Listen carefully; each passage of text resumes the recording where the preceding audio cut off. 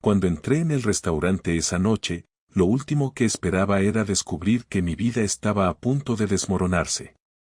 El lugar estaba lleno, ruidoso, y tenía esa mezcla de olores a comida casera y perfume caro que siempre encontraba reconfortante.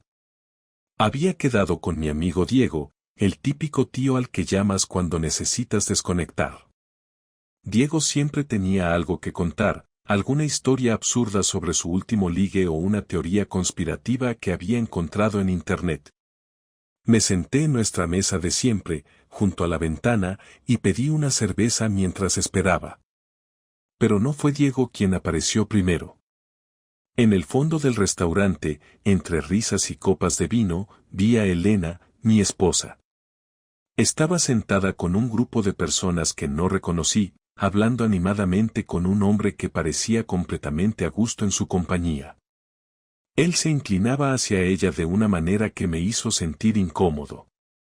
No soy celoso, nunca lo he sido, pero algo en esa escena me pareció equivocado. El camarero trajo mi cerveza, y mientras me la bebía, no pude evitar observar. Elena siempre había sido encantadora, pero esa sonrisa, esa manera de tocarse el cabello mientras hablaba con ese tipo. No era la Elena que yo conocía. Entonces sucedió algo que no esperaba, se levantó, tomó su bolso, y ambos se dirigieron hacia la puerta trasera del restaurante, lejos del grupo. Mi corazón empezó a latir más rápido, y antes de darme cuenta, estaba de pie, siguiendo sus pasos. No estaba seguro de lo que iba a hacer, pero sabía que necesitaba respuestas. No era una escena que pudieras ignorar, no si conocías a tu esposa lo suficiente como para notar cuando algo no encajaba. Abrí la puerta trasera con cuidado, intentando no hacer ruido.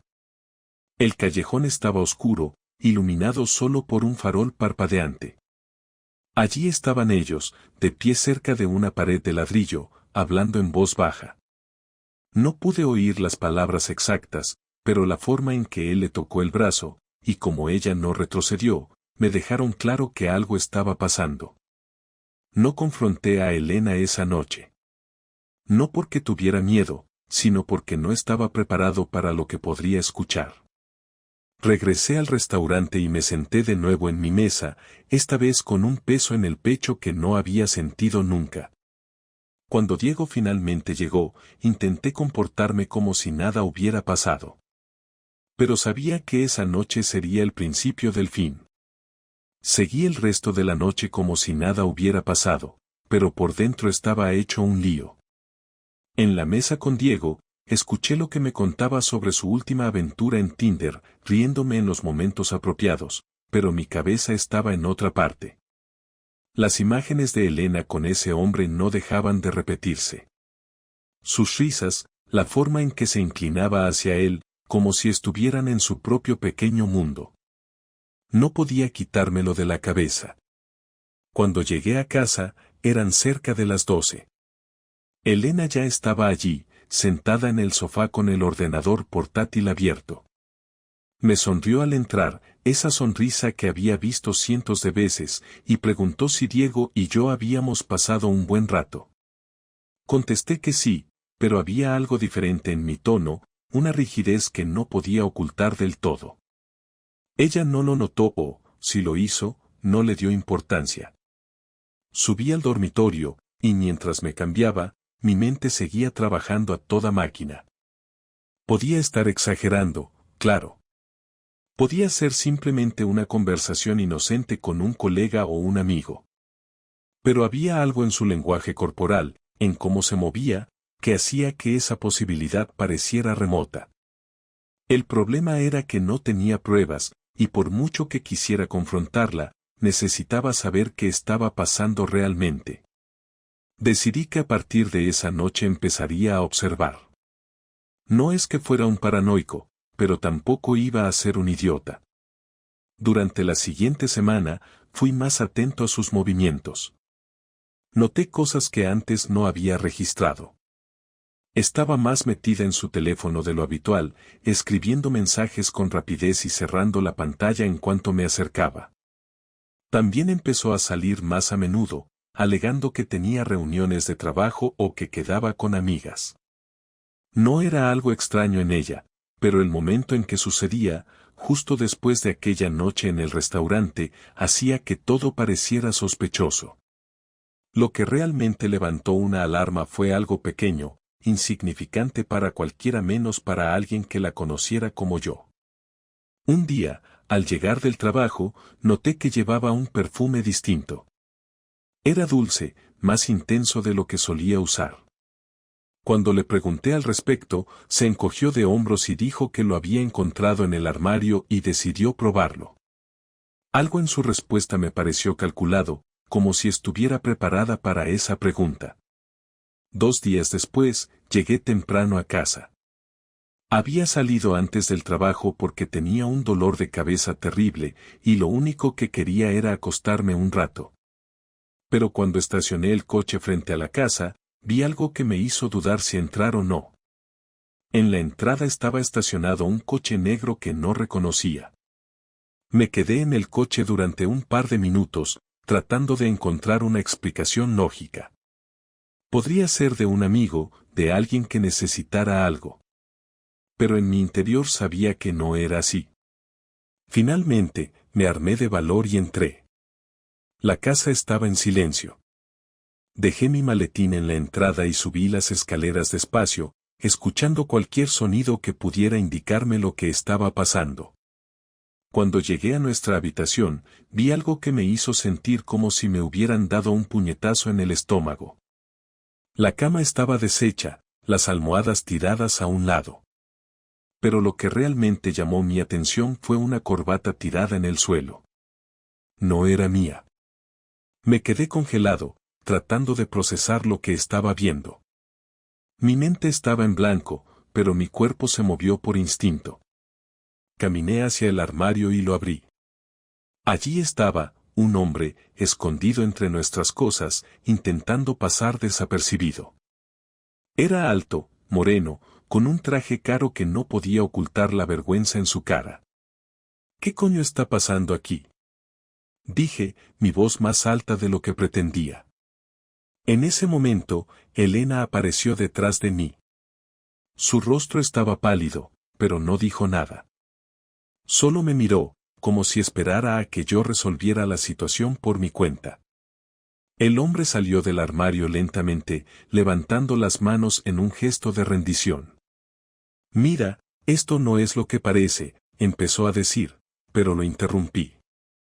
Cállate, grité, apuntándolo con el dedo. No estaba seguro de qué hacer, pero sabía que si decía algo más, perdería el control. Me volví hacia Elena, esperando que al menos ella tuviera una explicación. Pero todo lo que hizo fue quedarse allí, mirándome como si estuviera esperando a que la tormenta pasara. ¿Quién es este tipo?, pregunté, mi voz más controlada esta vez. Es Daniel, un colega del trabajo, respondió, su voz temblorosa. ¿Y qué hace en mi casa, escondido en mi armario? ¿Qué clase de reunión de trabajo es esta? Ella no respondió, y el silencio fue más fuerte que cualquier palabra que pudiera haber dicho. Daniel, por su parte, empezó a caminar hacia la puerta, murmurando algo sobre cómo esto había sido un error. No lo detuve. Tenía cosas más importantes en las que pensar. Cuando se fue, me volví hacia Elena, esperando que al menos tuviera la decencia de decir algo. Pero no lo hizo. Todo lo que dijo fue, lo siento. Esa noche, dormí en el sofá. Y por primera vez en 15 años, me di cuenta de que no conocía a la mujer con la que había compartido mi vida. Esa noche, el sofá fue mi refugio. La casa estaba en completo silencio, salvo por el tic-tac del reloj de pared y los sonidos lejanos del tráfico en la calle. Intenté dormir, pero cada vez que cerraba los ojos, veía a Elena con ese hombre. Cada detalle de lo sucedido se repetía en mi cabeza como un disco rayado. Su cara de sorpresa, su silencio, su lo siento vacío. Todo me parecía absurdo.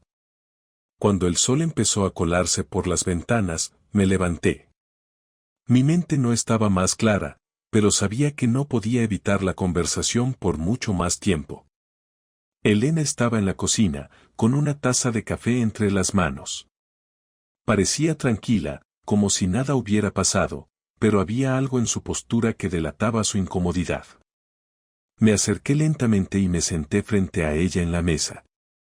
Durante unos segundos, ninguno de los dos dijo nada. Finalmente, rompí el silencio. Tenemos que hablar, dije, intentando que mi voz no sonara tan tensa como me sentía. Ella asintió, sin levantar la vista de su taza. ¿Quién es él? Pregunté directamente. Ya te lo dije, es un colega del trabajo. No me vengas con excusas. ¿Por qué estaba en nuestra casa? ¿Por qué estaba escondido en el armario como un maldito ladrón? Elena suspiró y se pasó las manos por el pelo, como si estuviera tratando de ganar tiempo. Finalmente, me miró. Ha sido un error, Alejandro. No sé qué más decirte. ¿Un error? Repetí, incrédulo. ¿Un error es dejar que un hombre entre a nuestra casa, a nuestra cama? ¿Un error es esconderlo cuando llego a casa? ¿Eso es lo que llamas un error? Ella se quedó en silencio, y ese silencio fue como una confirmación de todo lo que temía. ¿Cuánto tiempo lleva esto? Pregunté. No. No es lo que piensas. No llevamos tiempo juntos. Fue algo reciente, una estupidez. ¿Una estupidez? La interrumpí. ¿Sabes lo que es una estupidez? Meter mal el pie en un charco. Esto no es una estupidez, Elena. Esto es una traición. Ella pareció encogerse en su silla. Su postura defensiva me enfureció aún más. ¿Por qué? Pregunté, mi voz más suave ahora. ¿Por qué hiciste esto? No sé, Alejandro. Las cosas no han estado bien entre nosotros. Hemos estado distantes, y, no sé, me dejé llevar. Quería gritarle, quería golpear algo, pero me obligué a mantener la calma. ¿Distantes? Dije, con un tono que rayaba en la burla. Claro, porque en lugar de hablar conmigo, de intentar arreglarlo, lo lógico es meter a otro hombre en nuestra casa. Elena no dijo nada, y el silencio volvió a instalarse entre nosotros. Finalmente, me levanté. Esto no termina aquí. Vamos a hablar más tarde. Pero ahora no puedo ni mirarte. Me fui de la cocina antes de que pudiera responder. Pasé las siguientes horas conduciendo sin rumbo. Necesitaba espacio, necesitaba pensar. ¿Qué hacía ahora? ¿La perdonaba? ¿Podría alguna vez superar esto? Cada opción parecía peor que la anterior. Finalmente, estacioné el coche en un parque cercano y me senté en un banco, observando a la gente pasar. Familias, parejas, amigos. Todos parecían tan normales, tan felices, mientras mi vida se desmoronaba. Después de un tiempo, volví a casa. Elena estaba en la sala, esperando. Parecía haber estado llorando, pero no me conmovió. No después de lo que había hecho. Tenemos que decidir qué vamos a hacer con esto, dije, señalando el espacio entre nosotros como si fuera algo tangible.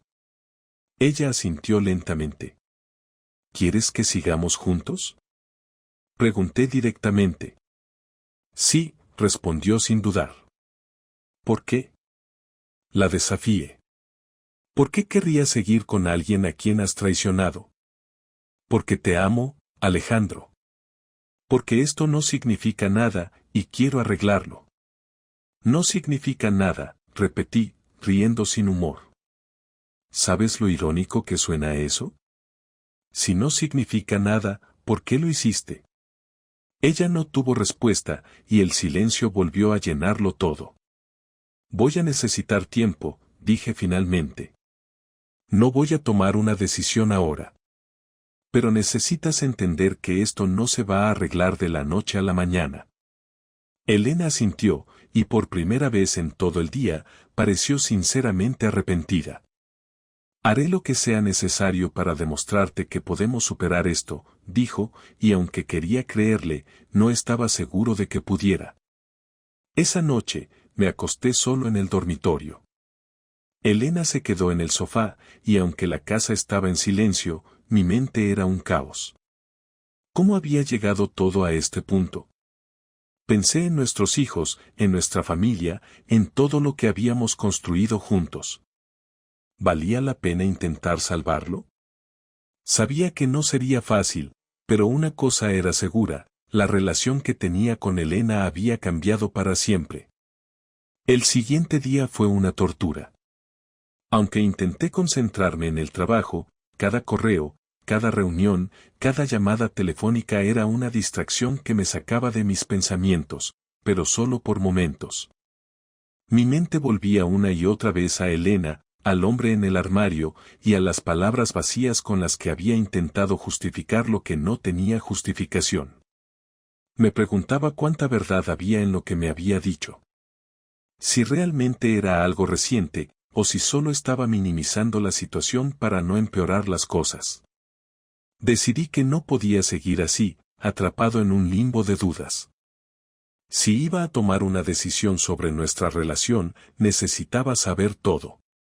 Y eso significaba investigar por mi cuenta. Era un terreno resbaladizo, lo sabía. Pero en ese momento, la necesidad de respuestas era más fuerte que cualquier dilema moral. Esa noche, cuando Elena fue a ducharse, aproveché para revisar su bolso. Encontré su teléfono y, aunque sabía que cruzaba una línea, no lo dudé. Intenté desbloquearlo, pero ella había cambiado la contraseña. Una pequeña frustración que solo aumentó mis sospechas.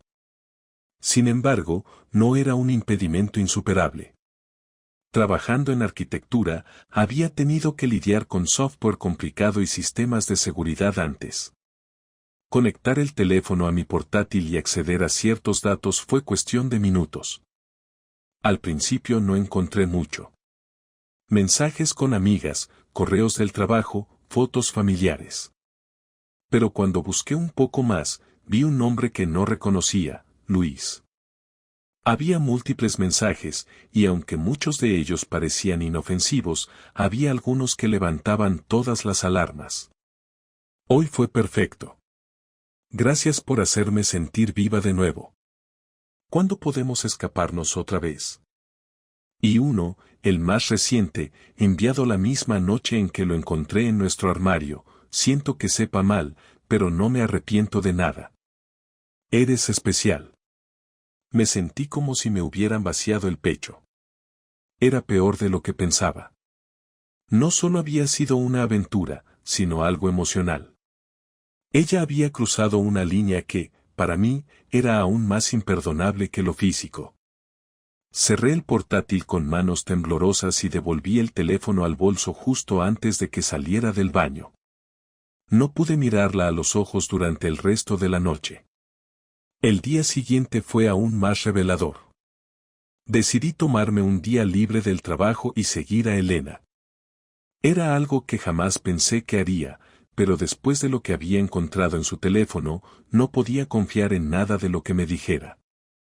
Cuando salió de casa por la mañana diciendo que tenía una reunión con un cliente, la seguí en mi coche a una distancia prudente.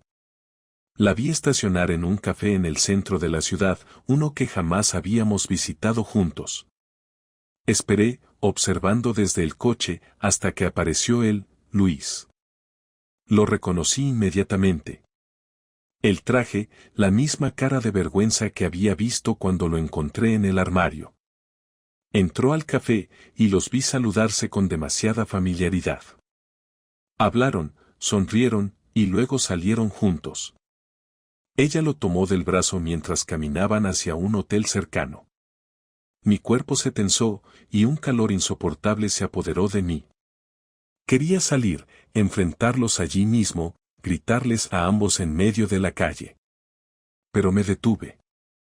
Necesitaba pruebas, necesitaba saberlo todo antes de actuar.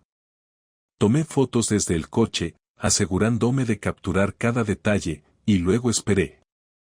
Una hora después, los vi salir del hotel, riendo como si nada en el mundo importara. Como si no estuvieran destruyendo mi vida. Esa noche, cuando Elena volvió a casa, parecía diferente. Más relajada, incluso cariñosa, como si nada hubiera pasado. Pero yo ya no podía soportar la fachada. La confronté de inmediato. ¿Cómo estuvo tu reunión con el cliente? Pregunté, cruzándome de brazos. Elena parpadeó, sorprendida por mi tono. Bien, fue productiva. ¿Productiva? Repliqué, sacando las fotos de mi bolsillo y poniéndolas sobre la mesa. ¿Así llamas a pasar el día con tu amante en un hotel? El color se le fue del rostro al ver las imágenes. No dijo nada, simplemente me miró con una mezcla de sorpresa y miedo. No tienes nada que decir, ¿verdad? Continué, mi voz subiendo poco a poco. Porque esto explica todo perfectamente. No necesito tus excusas. Alejandro, déjame explicar. ¿Explicar qué? Grité, incapaz de contenerme más. ¿Qué llevas meses viéndote con este tipo?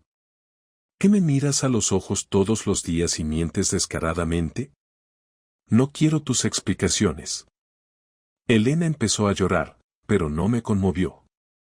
Fue un error, no quería que esto pasara. Un error no dura meses, Elena.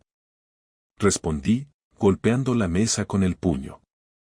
Hubo un largo silencio después de eso. Ninguno de los dos sabía qué decir. Finalmente, tomé aire y hablé con más calma. He soportado esto lo suficiente. Ya no hay nada que salvar aquí. Quiero el divorcio. Ella sollozó, pero no me detuvo. No pidió perdón ni intentó cambiar mi decisión. Quizás porque sabía que ya era demasiado tarde. Esa noche, empecé a buscar abogados. No había vuelta atrás. Elena podía llorar y decir que lo sentía, pero las pruebas estaban ahí, claras como el día. No podía seguir viviendo en la misma casa, compartiendo la misma cama, fingiendo que éramos una familia. Su traición había destrozado algo que no podía repararse. El camino que tenía por delante sería largo y difícil, pero una cosa estaba clara, no iba a permitir que ella siguiera tomando ventaja de mi confianza. Había perdido a mi esposa, pero no iba a perder mi dignidad. Al día siguiente, me levanté temprano, mucho antes de que Elena saliera de la cama. No fue por falta de sueño, la verdad, apenas dormí. Mi mente estaba ocupada con una única idea, recuperar el control de mi vida. Sabía que enfrentaba semanas, quizás meses, de confrontaciones, abogados y explicaciones, pero estaba decidido a no dejar que ella saliera de esto sin consecuencias. Lo primero que hice fue programar una cita con un abogado especializado en divorcios. No quería un acuerdo amistoso ni facilitarle las cosas. Había trabajado toda mi vida para construir lo que teníamos, la casa, los ahorros, incluso los momentos felices con nuestros hijos. No iba a dejar que su infidelidad me dejara a mí como el derrotado. Cuando salí del despacho del abogado, llevaba una carpeta llena de documentos e instrucciones claras. Tenía que empezar a recopilar pruebas financieras, mensajes y cualquier cosa que mostrara la magnitud de su traición. Mi abogado, un tipo meticuloso y directo llamado Fernando, me había advertido, el proceso sería emocionalmente agotador. Pero estaba preparado. Esa tarde, mientras los niños estaban en casa de mi hermana, un plan que había improvisado para que no estuvieran presentes en lo que venía, me enfrenté a Elena de nuevo. Esta vez no habría lágrimas ni promesas vacías. Todo estaba claro, y era el momento de dejar las cosas sobre la mesa. Tenemos que hablar, le dije, señalando la mesa del comedor. Ella se sentó, visiblemente nerviosa. Sabía lo que estaba por venir. No hacía falta ser un genio para entenderlo. Ya no hay vuelta atrás. Ayer te dije que quería el divorcio, y lo mantengo. Esta relación está acabada, y cuanto antes aceptes eso, mejor será para todos. Alejandro, por favor. No podemos hacerle esto a los niños. Ellos no tienen la culpa de nada, dijo, suplicante. No uses a los niños como excusa, respondí con frialdad. Yo no les he fallado. Tú lo hiciste. Y si no querías dañar a nuestra familia, entonces no deberías haber traído a otro hombre a nuestra cama. Elena bajó la mirada, como si las palabras la hubieran golpeado físicamente. Pero no había lugar para la compasión. He hablado con un abogado. Ya tengo todo en marcha. Solo necesitamos definir cómo vamos a manejar la custodia y la división de bienes. ¿Un abogado? ¿Tan rápido?, preguntó, casi incrédula. ¿Qué esperabas? ¿Que me sentara a llorar mientras tú continuabas con tu amante? Esto no es un juego, Elena. Es nuestra vida, y tú la destruiste. Ella comenzó a llorar de nuevo, pero esta vez no me movió en lo más mínimo. Sus lágrimas ya no significaban nada para mí. Esa noche, empecé a recopilar documentos. Contratos, recibos, extractos bancarios.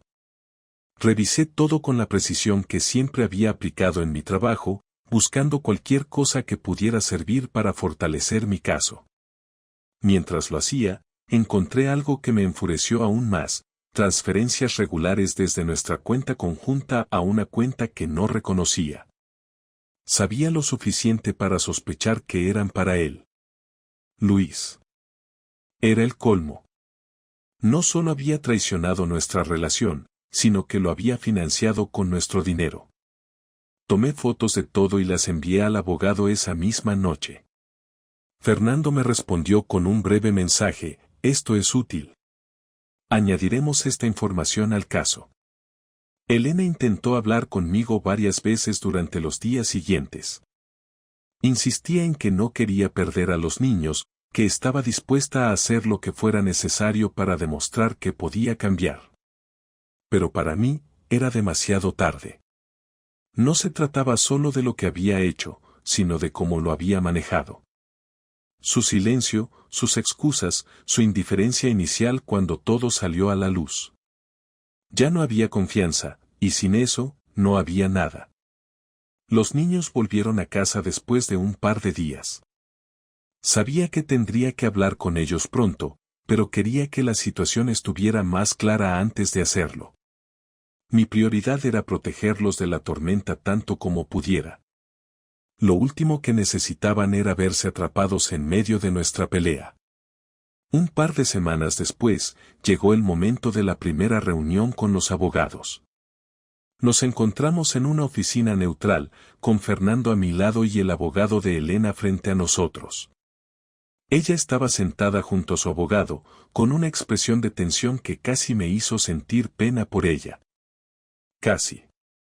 Fernando empezó con un tono tranquilo pero firme, detallando nuestras exigencias: custodia compartida con residencia principal conmigo, la división de bienes en proporción a nuestros ingresos, y una compensación por el dinero que había usado para su amante. El abogado de Elena intentó argumentar, pero Fernando estaba preparado, desmantelando cada objeción con hechos y pruebas. Al final de la reunión, quedó claro que no iba a ser un proceso sencillo. Elena no quería perderlo todo, pero sabía que estaba en una posición débil. Las pruebas que tenía eran contundentes, y ella lo sabía. Esa noche, después de dejar a los niños en casa de mi hermana nuevamente, tuve una conversación final con Elena. Era necesario, no solo para aclarar el futuro, sino también para liberar algo de la rabia que aún llevaba dentro. ¿Cómo llegamos a esto, Elena?, le pregunté, mi voz más cansada que enojada. No lo sé, Alejandro. Cometí un error. Un error que desearía poder borrar. Lo que hiciste no fue un error. Fue una decisión. Una decisión que tomaste una y otra vez. No estoy aquí para juzgarte, pero necesito que entiendas algo: esto no se trata de odio. Se trata de no poder confiar en ti nunca más. Ella asintió lentamente, sus ojos llenos de lágrimas. Quiero lo mejor para los niños, dijo en voz baja. Yo también. Por eso tenemos que hacerlo bien. Sin juegos, sin más mentiras. Esa fue la última vez que hablé con Elena como algo más que la madre de mis hijos. El acuerdo de divorcio fue oficial un mes después de aquella última conversación con Elena. La sala del juez estaba fría, tanto por el aire acondicionado como por la tensión que se respiraba en el ambiente. No hubo grandes dramas ni escenas memorables.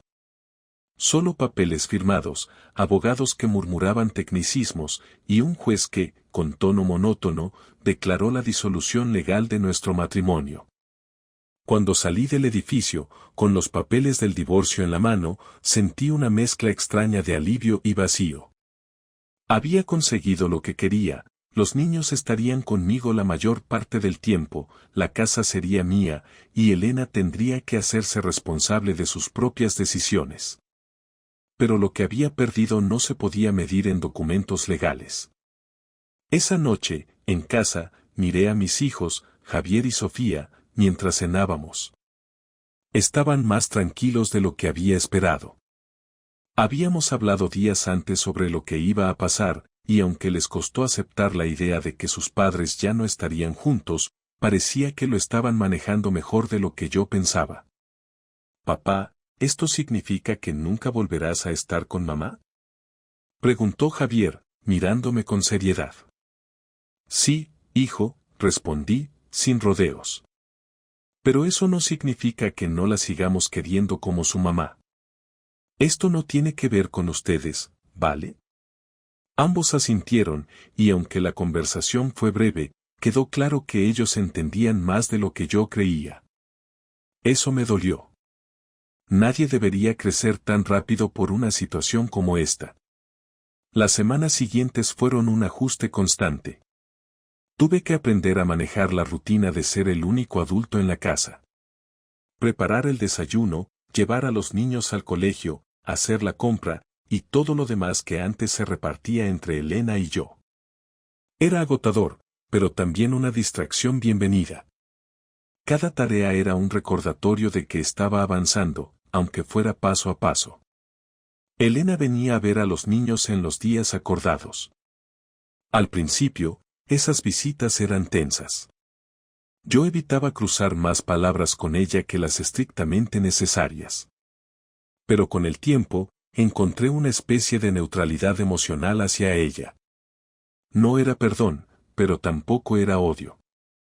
Solo una aceptación de que las cosas eran como eran. Sin embargo, no todo era rutina. Había momentos, sobre todo por las noches, cuando los niños dormían y la casa estaba en silencio, en los que el peso de todo lo que había pasado me caía encima. Preguntas sin respuesta giraban en mi cabeza. ¿Había señales que ignoré? ¿Podría haber hecho algo diferente? Pero lo que más me atormentaba era una pregunta más simple: ¿cuándo volvería a confiar en alguien? Decidí buscar ayuda profesional. No soy del tipo que va al psicólogo, pero después de meses cargando con esa mezcla de rabia, tristeza y desconfianza, sabía que tenía que hacer algo. Encontré a un terapeuta llamado Marcos, un hombre mayor con una actitud tranquila y directa. En nuestra primera sesión, me pidió que contara mi historia. ¿Qué esperas sacar de estas sesiones?, preguntó después de escucharme. No lo sé, respondí honestamente. Quizás quiero entender por qué pasó todo. O tal vez solo quiero dejar de sentirme como un idiota por no haberlo visto venir. Marcos asintió y dijo algo que, aunque simple, me golpeó con fuerza: no puedes controlar lo que otros hacen. Pero sí puedes decidir cómo manejarlo y qué hacer con ello. Esa frase se convirtió en algo que repetía en mi mente cada vez que los recuerdos de Elena y Luis volvían a acecharme. No podía cambiar el pasado, pero podía controlar mi presente.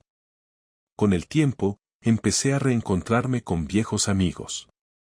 Durante los últimos años, Mi vida había girado tanto en torno a la familia y el trabajo que había descuidado muchas relaciones. Diego, el amigo con el que solía salir, se convirtió en mi apoyo principal.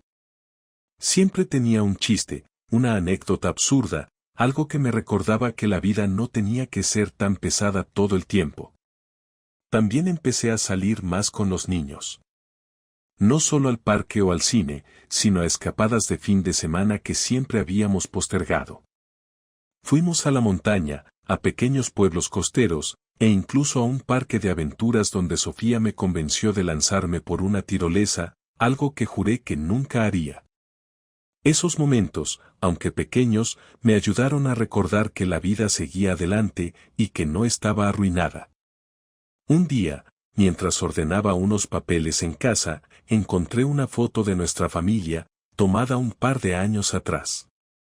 Elena y yo estábamos abrazados, sonrientes, con los niños delante de nosotros. Durante un momento, sentí una punzada de nostalgia, pero no por Elena. Era por la idea de lo que esa foto representaba, un tiempo en el que pensaba que todo estaba bien. Guardé la foto en una caja junto con otros recuerdos, no porque quisiera olvidarla, sino porque entendí que formaba parte de mi historia, pero ya no definía mi presente. Un año después del divorcio, mi vida era diferente. No más simple ni más fácil, pero más honesta. Había aprendido a aceptar que no siempre puedes evitar que la gente te falle, pero eso no significa que el resto de tu vida tenga que ser una consecuencia de esos fallos.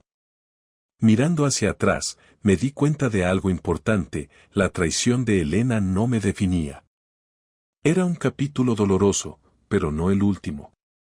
Y aunque aún no sabía si alguna vez confiaría de nuevo en otra persona, sí sabía que había encontrado algo más valioso: mi capacidad para seguir adelante, para reconstruir, y para demostrarles a mis hijos que incluso cuando algo se rompe, todavía puedes construir algo nuevo.